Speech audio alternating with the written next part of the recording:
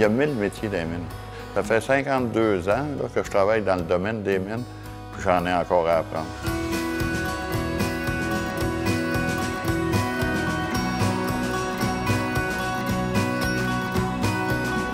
En 1912, c'est l'arrivée du train par l'Ontario et qui a amené des gens à venir s'aventurer ici, des prospecteurs, des aventuriers.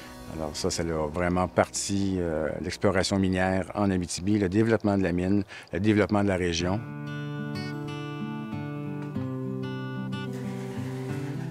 Quand j'ai rentré ici à Ville-Navac, le français, ça existait à peu près pas. Tout ce qui était écrit était anglais, était écrit en anglais. Parce que la mine était, même si on est au Québec, c'était une mine qui était considérée comme anglophone pas mal. Il fallait que tu te débrouilles en anglais, parce que c'était une mine cosmopolite dans le temps, dans le sens qu'il y avait beaucoup de nationalités. Je pense qu'il y avait au-dessus de 70 à 80 nationalités, puis la langue commune, c'était l'anglais sous terre. Fait que tu étais obligé de... Si tu appelais au secours, il fallait que tu sois capable d'appeler au secours. Lorsque la mine a fermé, des gens se sont réunis pour essayer justement de sauvegarder le patrimoine industriel. C'était important pour eux parce que c'était ce qui a bâti Val-d'Or, la première industrie. Et en 1995, la Cité de l'Art a ouvert pour offrir justement des visites aux touristes en région. Ce qui la rend unique, c'est une des seules mines qu'on peut vraiment descendre sous terre et vivre l'expérience.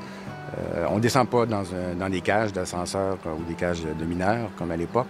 On descend avec un véhicule minier. Ce qui est surprenant, c'est la descente, la sensation de vivre dans cet espace-là. On y découvre aussi le travail de mineurs, les tâches qu'ils avaient à faire, les corps de travail, les outils avec lesquels ils travaillaient. Pendant la visite, on va se placer dans le contexte d'un corps de travail de 2 hommes. Faites pourquoi? Parce que dans les mines, on est toujours en équipe de 2. Raison de sécurité. Dans une mine, il y a énormément de bruit. Vous avez vu le véhicule qu'on a pris pour descendre ici? Je crois que c'était important pour les gens de Val-d'Or de regarder ça. C'est arrêter quasiment nos racines. Là. Moi, je suis attaché à la mine Navac.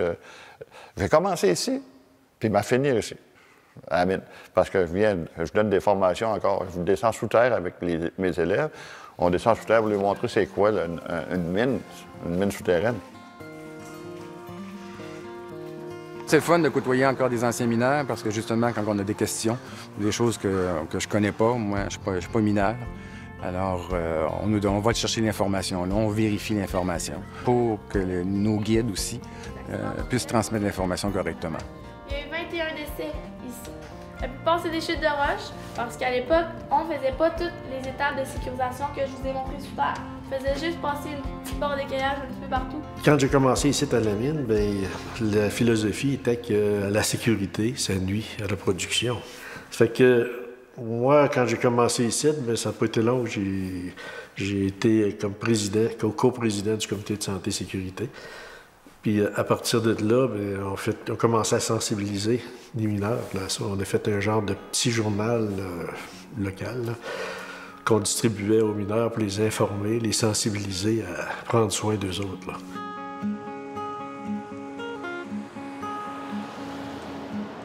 C'est le village de Boulamarque. Ça, c'était un village qui a été construit par la mine pour avoir un peu une mainmise sur ses employés. Pourquoi? Parce que, on voulait que ces mineurs soient en santé, disponibles, qu'ils ne soient pas attrayés par les côtés un peu plus malsains qu'offrait la ville de Val-d'Or, les bars, les bordels, les maisons de jeu et tout ça. C'est la ville qui contrôlait tout. Si vous aviez des réparations à faire, c'est eux qui venaient. Ils venaient tondre même votre pelouse. Alors, c'était la belle vie, comparé à beaucoup de citoyens de Val-d'Or qui, les autres, avaient presque rien encore. C'est super, le village minier. Moi, je le trouve encore plus super parce que j'ai resté dans on appelle les camps en bois rond. J'ai demeuré là-dedans 1 an et demi. Quand on passe dans le village minier aujourd'hui, c'est sûr que pour moi, il y a beaucoup de sentiments, il y a beaucoup de souvenirs là-dedans.